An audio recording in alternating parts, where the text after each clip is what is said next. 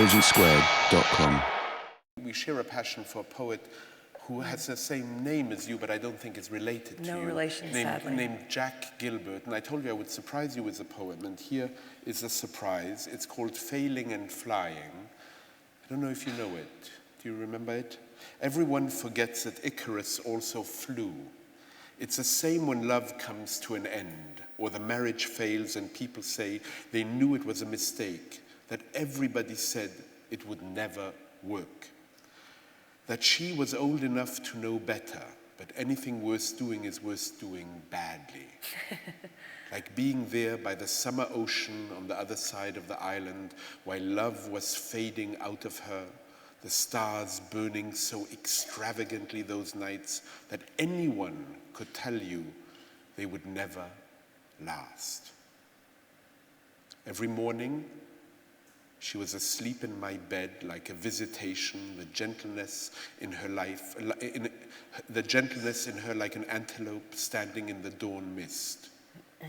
Each afternoon I watched her coming back through the hot, stony field after swimming, the sea light behind her and the huge sky on the other side of that. Listened to her while we ate lunch. How can they say the marriage failed? Like the people who came back from Provence when it was Provence and said it was pretty, but the food was greasy. I believe Icarus was not failing as he fell, but just coming to the end of his triumph.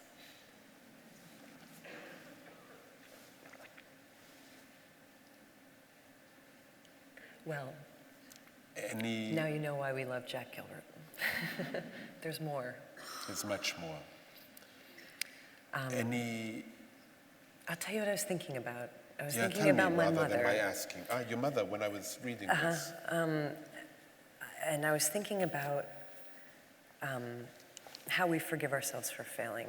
And I was thinking about how when I was young, she worked at Planned Parenthood. And she was a nurse, and she spent, and it was the 70s, and Roe versus Wade had just come to the United States. And one of the things that she did, and she told me this when I was really young, but one of the things that she did was to counsel young women who were making a decision about having an abortion or keeping a baby. And we were talking, I must have been 15 or 16 when we had this conversation. And she wasn't doing that work at that point, but she had done it back in the day when I was a little kid. And she said, there are decisions that you are going to have to make in your life that nobody can make for you. Life, essentially the idea that life is a journey that nobody can take for you and nobody can spare you from, right? There are these things that you're going to have to decide.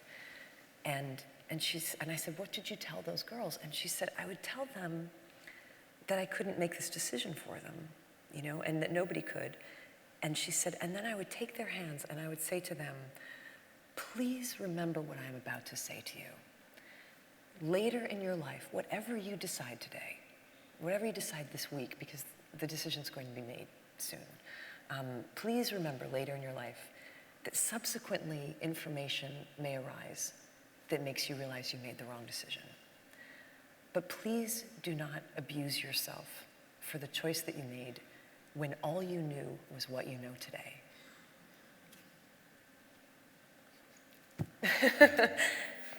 And I have leaned on that so many times and offered that to so many people that I got married with such excitement.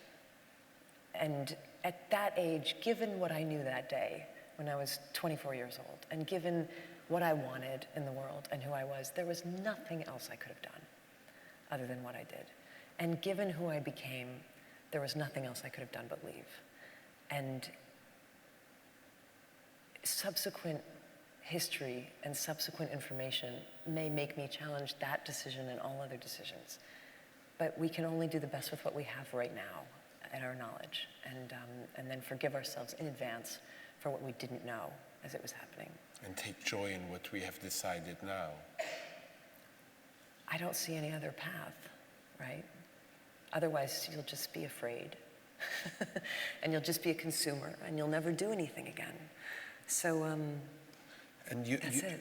And you were asked now, as your mother was giving advice, you were asked for advice all the time now. Yeah. And I open up my mouth, and my mom walks out and speaks. Thank you very much.